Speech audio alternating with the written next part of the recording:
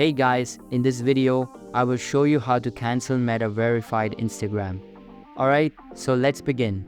Meta Verified is a useful feature that gives you the blue tick along with several other benefits.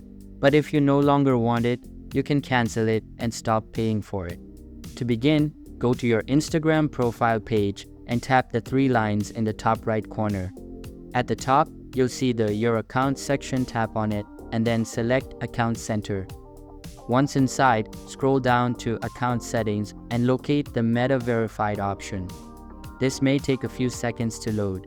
You'll see details about your benefits, but to cancel, tap on Manage Subscription.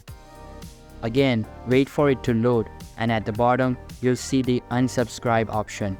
Tap on it, and you might be offered a special deal to stay subscribed. If you still want to cancel, just select No Thanks. You'll then be redirected to the App Store, where you can tap your subscription, choose Cancel Subscription, and confirm your decision. That's it, your Meta Verified subscription will be cancelled. So that's basically how you can cancel Meta Verified Instagram. So that's all for this video. Consider subscribing if you find it helpful, and I'll catch you in the next one. Thanks.